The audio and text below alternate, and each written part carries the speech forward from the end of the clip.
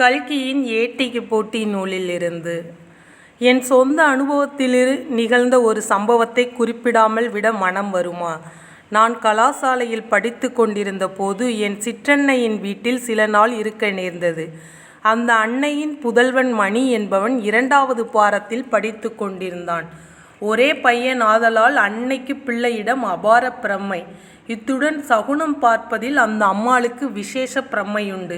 தினசரி பையன் பள்ளிக்கூடம் போகும்போது கூட சகுனம் பார்த்துதான் அனுப்பி வைப்பாள். வெறும் நாளிலே இப்படி என்றால் பரீட்சையும் சேர்ந்து விட்டால் கேட்க வேண்டுமா? முதல் நாள் பையனுக்கு இங்கிலீஷ் பரீட்சை. எனக்கு விடுமுறை ஆதலால் வீட்டிலேயே இருந்தேன். சிற்றன்னை அன்று காலையில் அவசரமாக வீட்டு காரியங்களை முடித்து பையனுக்கு தலைவாரி பின்னி குளிப்பாட்டி சாதம் போட்டு உடை எடுத்து விட்டாள்.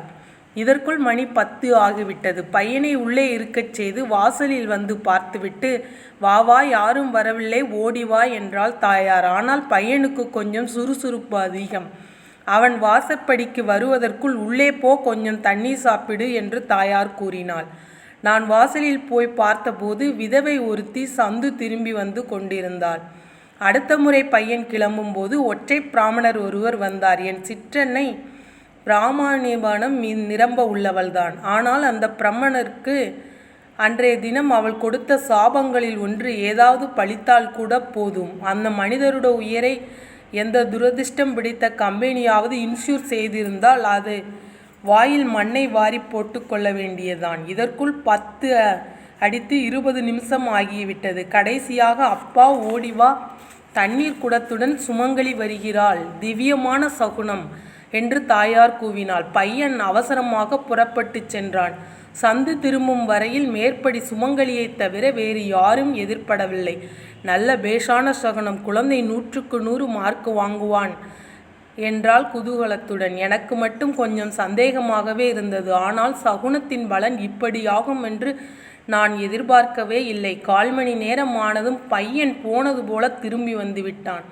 எங்கள் இருவருக்கும் தூக்கி வாரி போட்டது. என்ன என்று இருவரும் ஏக காலத்தில் கேட்டோம்.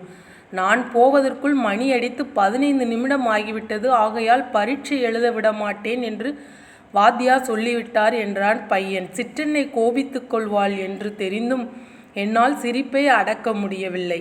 உண்மை சம்பவத்தை உரைத்தான பின்னர் ஒரு பழங்கதையை குறிப்பிட வேண்டாமா? வைகரை போதில் இரட்டை காக்கையை கண்டால் நல்ல சகுனம் என்று ஓர் ராஜாவுக்கு யாரோ சொன்னார்களாம். அவ்வரசன் தன் சேவகன் ஒருவனை காலையில் இரட்டை காக்கை உட்கார்ந்திருக்கும் இடம் பார்த்து வந்து சொல்லும்படி கட்டளையிட்டான். அவ்வாறே அச்சேவகன் ஒரு நாள் காலையில் ஜோடி காக்கைகள் ஓரிடத்தில் கண்டு ஓட்டமாக ஓடி வந்து அரசனிடம் தெரிவித்தான். ஆனால் துரதிர்ஷ்டவசமாக ராஜா போவதற்குள் காக்கை பறந்து போய்விட்டது. அரசன் கோபம் கொண்டு சேவகனை நைய புடைத்தான். அடிபட்ட சேவகன் ராஜாவை பார்த்து, அரசே, வைகரையில் இரட்டை காக்கை பார்த்ததற்கு எனக்கு கைமேல் பலன் கிடைத்து விட்டது என்றான்.